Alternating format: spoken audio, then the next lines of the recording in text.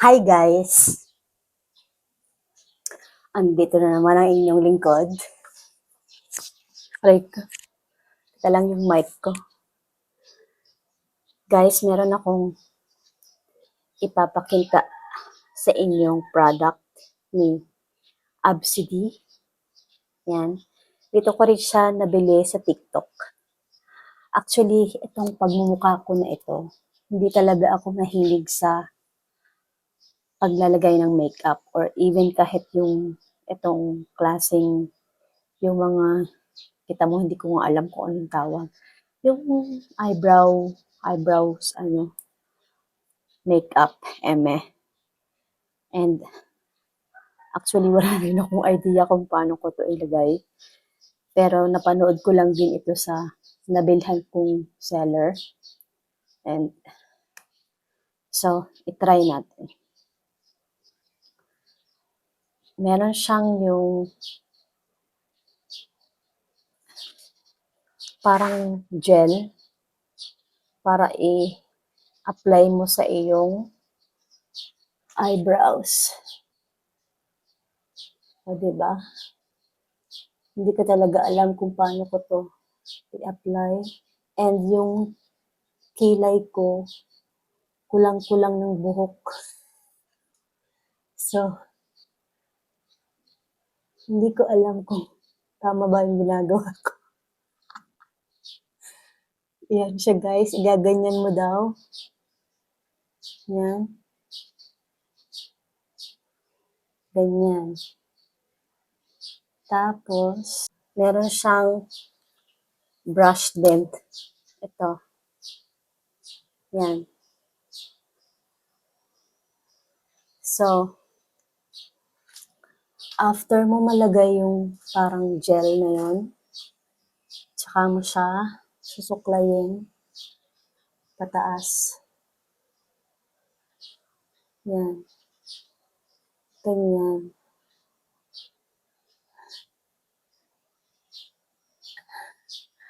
Yan. Pati yung buhok ko, nalagyan ko na ng ayan, ganyan siya guys. So, suklayin nyo yan pataas. Yan, ganyan. Ganyan daw. Tapos, meron siyang ginawa para mag-korte yung kilay. Ganun ba yun? Ganyan ba? Ganyan. Hindi ko alam kung may nagbago ba sa kilay ko. So, dito naman sa kabila. Dito ko lang siya guys nabili sa TikTok. Ilalagay ko sa aking yellow basket itong product ni Absidy. I don't know. Correct me if I'm wrong. If I'm pronouncing it right. Parang napadami yung. Diba? Hindi ko alam kung paano ko to halata talagang hindi ako nag-makeup Hala, parang napadami man ito Nang sa kabila, nakikita niyo ba ang difference? Pawis na ako. Yan. So, dito naman tayo sa kabila.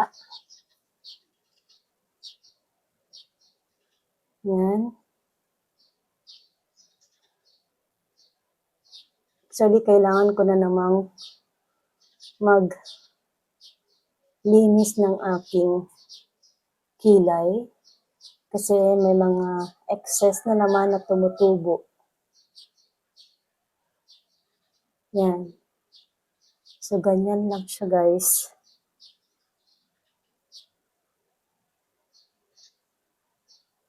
Yan.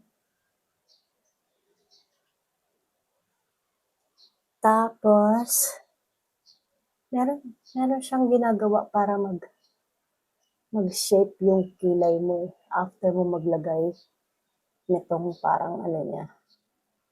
Ano ba? Ganyan ba? Yan.